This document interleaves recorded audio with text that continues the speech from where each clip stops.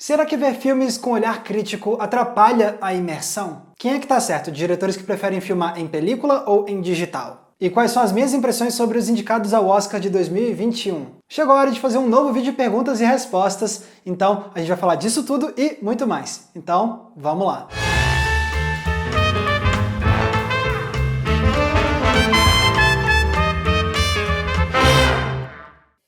Tridimensional. Existe algum gênero, época, estilo ou país cujos filmes você se sente inseguro na hora de criticar por falta de conhecimento ou experiência?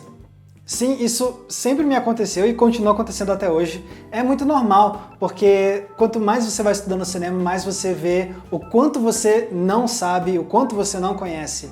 E durante muito tempo isso me deixava muito angustiado, eu sentia que eu não era bom o suficiente para estar fazendo o trabalho que eu faço aqui. Mas eu tive que reavaliar essa perspectiva e aí hoje eu enxergo de outra forma. Hoje eu percebo que, na verdade, eu sempre vou estar aprendendo, então o que importa não é eu sentir que eu conheço tudo, o que importa é eu sentir que eu preciso continuar evoluindo os meus conhecimentos, continuar expandindo o meu acervo cinematográfico. E é isso que vai poder me fazer melhorar como alguém que fala sobre cinema. Então sim, até hoje tem diretores, ou países, ou movimentos, ou estilos cinematográficos que eu olho e me sinto inseguro para comentar porque eu ainda não tenho muita familiaridade, mas hoje em dia eu tento não me martirizar por conta disso. Eu sei que é uma parte do processo e que eu preciso dar um passo de cada vez.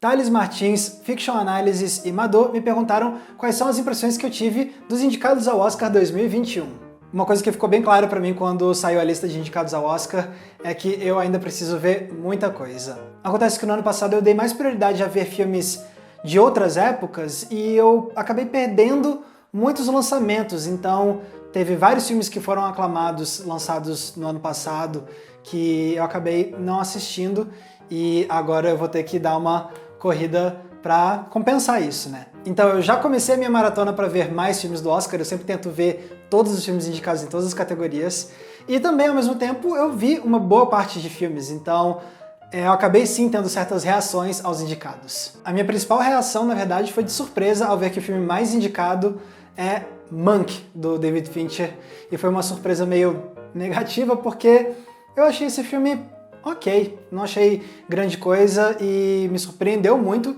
ele ter sido o filme mais indicado. Inclusive, eu achava que esse dia nunca chegaria, o dia em que eu ficaria perplexo que o filme mais indicado é um filme do David Fincher, que é um diretor que eu gosto muito, mas a verdade é que esse último longa dele me desapontou e acho que fica muito aquém das outras obras dele. Mas é aquele negócio, faz sentido ser um filme muito indicado ao Oscar porque a Academia adora filmes que falam sobre Hollywood, sobre cinema, não é? Então, e junta isso com o fato de que é um filme de um diretor muito aclamado como David Fincher, então era meio que sim uma receita de indicação para o Oscar. E então, depois que eu parei para analisar por esse ponto de vista, eu consegui entender mais por que Mank foi tão indicado, mas ainda assim não acho que merecia isso tudo não. Mas também teve outra surpresa para mim, que dessa vez foi mais positiva, que foi ver o número de indicações que levou O Som do Silêncio. Eu vi esse filme muito recentemente pela primeira vez e eu gostei bastante dele e eu não imaginava que ele ia receber tanto carinho em termos de indicações. E esse sim é um filme que eu olho e vejo todas as indicações e penso, faz sentido. Aí sim. E também fiquei muito surpreso ao ver que Borá foi indicado, eu não estava esperando por isso, mas também acho que foi bem merecido, eu gostei bastante desse filme. E foi muito legal ver esse tipo de comédia, né, ser reconhecido assim no Oscar. Só que assim, eu não consigo, por exemplo, falar, o filme que eu mais estou torcendo para vencer é o filme X, porque, como eu comentei, eu ainda preciso ver muitos desses filmes pela primeira vez. Mas, como eu comentei, ao longo das próximas semanas eu vou maratonar, eu quero tentar ver todos os filmes indicados em todas as categorias. E fiquem atentos, então, às minhas redes sociais e aqui ao canal, porque é bem provável que eu fique compartilhando as minhas impressões ao longo das próximas semanas. Vinícius Batista, você já mentiu que conhecia um filme na roda de amigos para não passar vergonha? Assim, mentir mesmo, eu não sei se eu faço muito não, mas o que eu já fiz muito foi ficar quieto. Quando estavam debatendo algum filme que eu ainda não tinha visto e que eu tinha vergonha de admitir que eu não tinha visto, minha tática era mais ficar na minha e tal, pra eu passar despercebido e não passar vergonha. Por exemplo, teve uma vez que eu tava com um amigo e ele tava comentando com outras pessoas sobre o final de um filme que é muito aclamado, muito importante, e era um filme que eu ainda não tinha visto naquela época. E aí ele tava comentando o final, e não, porque acontece tal coisa, e não sei o que, e isso, poxa, me fez me sentir desse jeito, né? E eu pensando, caraca, acabei de tomar um baita de um spoiler desse filme. Só que eu não queria comentar isso, né, que eu tava tomando spoiler, porque eu não queria que ninguém soubesse que eu ainda não tinha visto aquele clássico. Então, eu não vou revelar qual era o filme. Eu acabei assistindo ele, eu me redimi, digamos assim, mas é um cenário que já aconteceu muitas vezes, de eu me omitir para não passar vergonha. Dramilos, você acha que algum filme perdeu a essência depois de uma continuação? Então, não, porque se eu gostei muito de um filme e ele ganhou uma continuação e eu não gostei muito da continuação, eu não sinto que o primeiro perde o brilho, necessariamente. Eu posso até mudar a forma como eu enxergo ele, mas se eu gostei bastante, é muito difícil uma continuação me fazer deixar de gostar do primeiro filme, fazer ele perder a essência, digamos assim. O que acontece muito mais é o inverso. Tem um primeiro filme e aí vem a continuação, e aí eu observo a continuação em função do primeiro filme. Afinal de contas, é uma obra que está propondo uma continuidade do que foi proposto no primeiro filme. Então, aí sim, isso acontece bastante, mas normalmente uma continuação não é suficiente para me fazer perder o apreço por um primeiro filme. Max, para você, o que faz uma trilogia ser boa? Os filmes terem valor individual, completarem um ao outro ou algum outro fator? Para mim é um equilíbrio entre os fatores que você mencionou.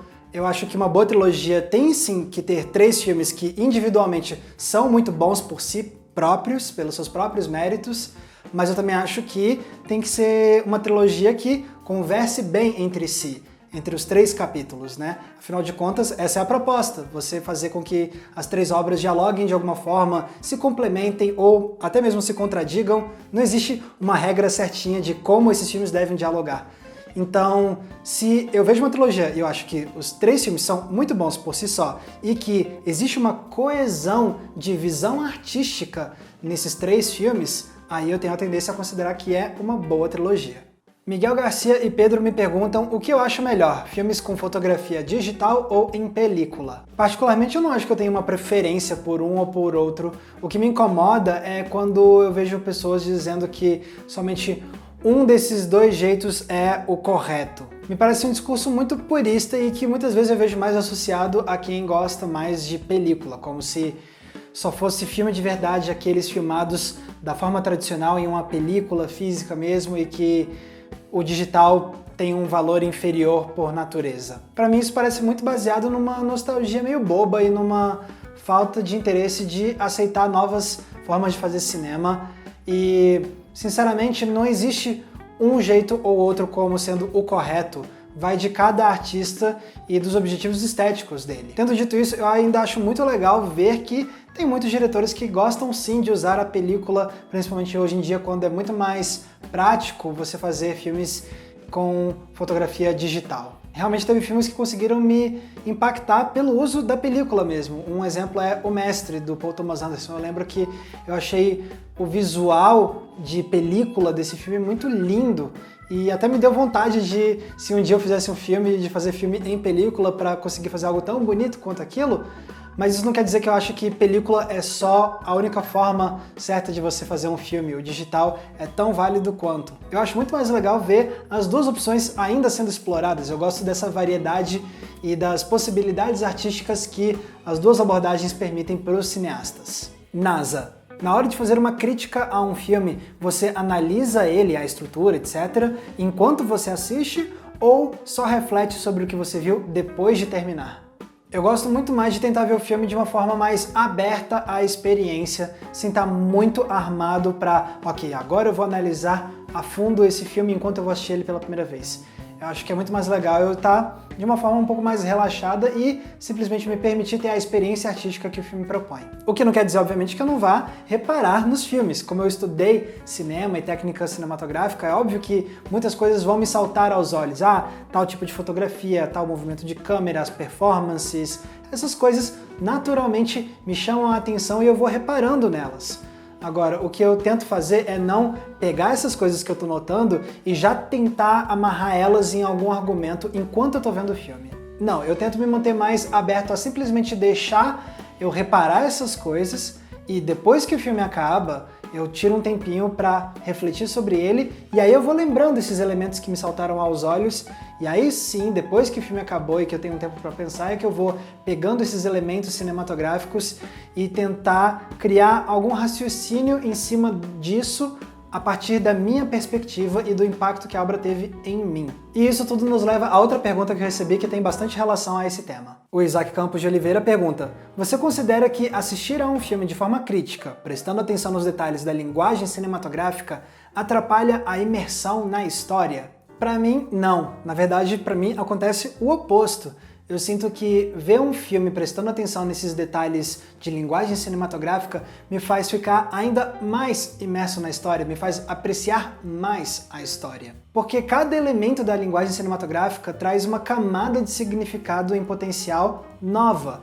Então, a forma como o filme é fotografado, editado, ou os movimentos de câmera, essas coisas trazem significados que podem complementar a minha percepção da história, podem trazer novos significados, podem contradizer as coisas que estão sendo ditas nas histórias, o que também é algo super válido. Então, quando você percebe como os elementos da linguagem se articulam com a história, você está apreciando a obra muito mais, você está tendo novas perspectivas. Por exemplo, o Som do Silêncio, que está indicado aí ao Oscar.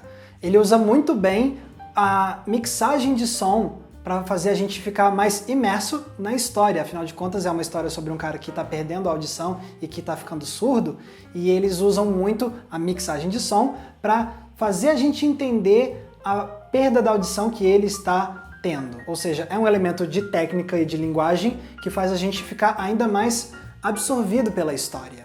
O Gustavo Henrique pergunta se filmes voltados para o entretenimento, como os da Marvel, são ou não cinema, e o Guilherme Machado diz: como você avalia um filme de premiação e um filme blockbuster? Você vê com outros olhos ou analisa de igual para igual? Eu não faço essa distinção entre filmes de prestígio, de premiação, ou filmes de arte e filmes de entretenimento. Para mim, tudo isso é cinema, sim, tudo isso são obras de arte. A diferença é que algumas obras de arte são boas e outras são ruins. Agora, se é um filme feito para entretenimento, isso não desqualifica a obra para ser uma obra de arte. Inclusive, tem muitos blockbusters que me impactam mais e que me parecem ter mais qualidade artística do que muito filme de premiação. Então, quando eu vou ver os filmes, eu não fico já me preparando, esse aqui é um filme de entretenimento, esse aqui é um filme de premiação. Para mim, eu não vejo muito propósito nisso. Eu gosto muito mais dessa experiência de simplesmente me abrir ao que o filme oferece, independentemente de qual seja a proposta de entretenimento ou não. Eu acho muito mais proveitoso eu ver o filme pelo que ele é e pronto. Igor Santos, você tem preconceito com algum gênero cinematográfico? Se não tiver, qual é o gênero que você menos gosta? Não, eu não tenho preconceito com nenhum gênero cinematográfico e também não considero que tem algum que eu menos gosto, porque, para mim, críticos de cinema, pessoas que falam sobre cinema, têm que estar abertos a todas as possibilidades de filme. A partir do momento que você se propõe a falar de filmes de forma ou profissional ou estudiosa, de forma aprofundada e, acima de tudo, respeitosa, você tem que estar aberto a todos os tipos de filmes. Você precisa estar aberto a todo tipo de experiência e não ficar tipo, isso aqui é um musical, então já sei que vai ser ruim. Isso não existe para quem quer falar de cinema de forma séria e respeitosa. É muito mais legal ter a mente aberta e estar disposto a ter boas experiências com qualquer tipo de filme. Robin, você gosta de cinema mudo? Se sim, qual o seu filme preferido ou qual te marcou mais? Sim, eu gosto de filmes mudos, eu tenho tentado ver cada vez mais filmes mudos e é bom que nesse processo eu acabo descobrindo coisas maravilhosas, como um dos filmes que eu já considero como um dos melhores que eu já vi na minha vida e um dos que mais me impactou, que é A Paixão de Joana d'Arc, do Carl Theodor Dreyer. Eu já fiz um vídeo inteiro sobre essa obra, inclusive, e, assim, é uma obra que realmente mexeu comigo de um jeito que poucos filmes fizeram, e não é à toa que é considerado um dos melhores de todos os tempos.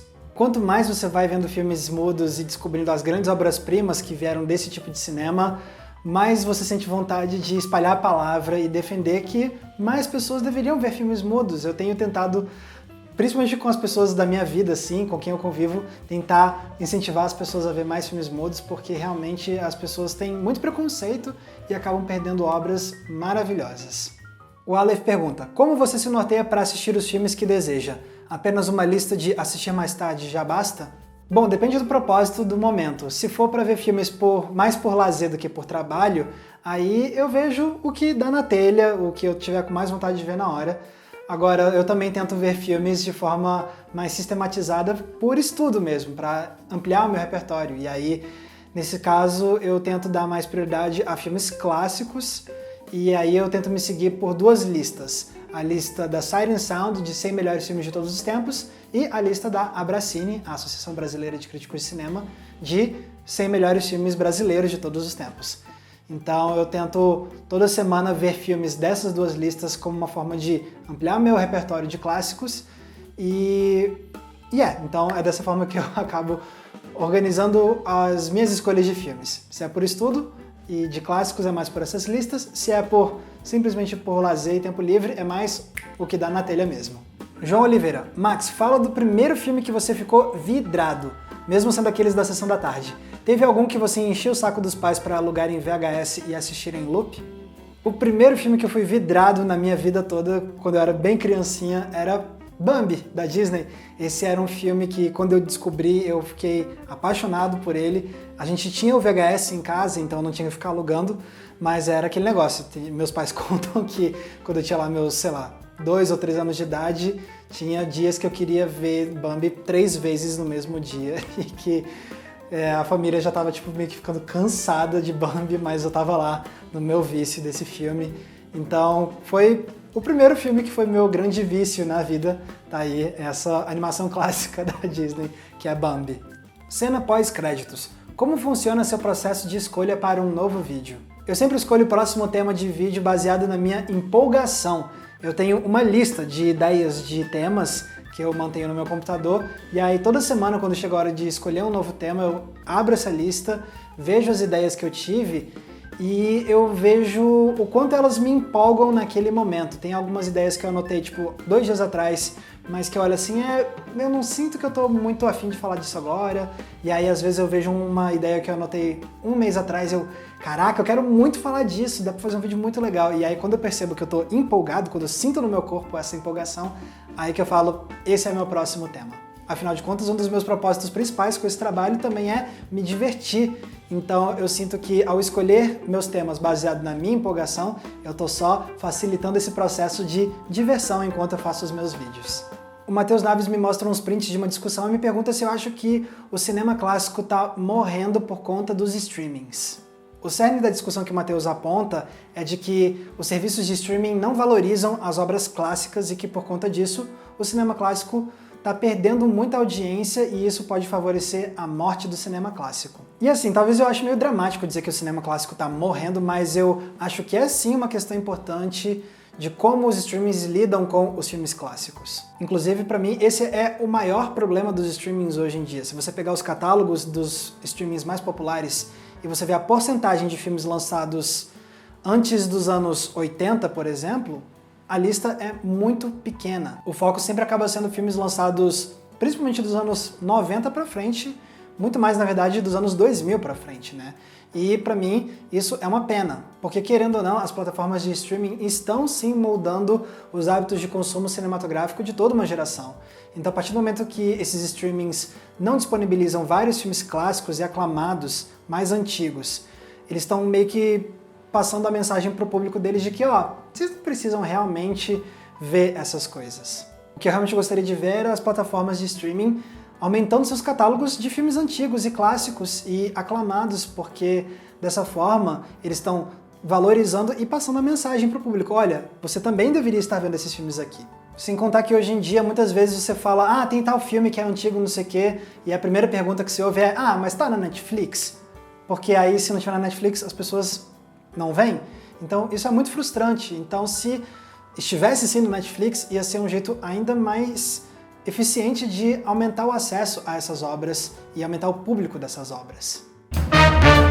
Galera, eu sei que eu tava com saudade de fazer um vídeo de perguntas e respostas porque fazia muitos meses que eu não lançava um desses E eu espero que vocês tenham gostado também. Eu quero agradecer a todo mundo que me mandou perguntas, eu adoro ver as suas dúvidas e poder trazer muitas delas aqui para o canal e responder em vídeo é sempre um prazer. E pessoal, lembrando que se vocês gostam do nosso trabalho e querem nos ajudar a continuar produzindo vídeos toda semana, vocês podem. Basta vocês se tornarem apoiadores do Entreplanos no Apoia-se. Os nossos apoiadores ajudam a financiar o nosso trabalho todos os meses e para agradecer eu produzo conteúdos exclusivos só para eles. Tem indicação de filme toda semana, tem grupo fechado, tem live exclusiva e tem também o nosso Cineclube Entreplanos para a gente debater um filme por mês via videoconferência. Para conferir todos os detalhes da nossa campanha do Apoia-se, é só clicar no link que está aqui embaixo na descrição. Lembrando também que se vocês quiserem me acompanhar nas redes sociais, é só me procurar usando os nomes que estão aparecendo aqui embaixo e não se esqueçam, é claro, de curtir esse vídeo e se inscrever aqui no Entreplanos para não perder nenhum dos nossos episódios. Mais uma vez, muito obrigado pela audiência, um abraço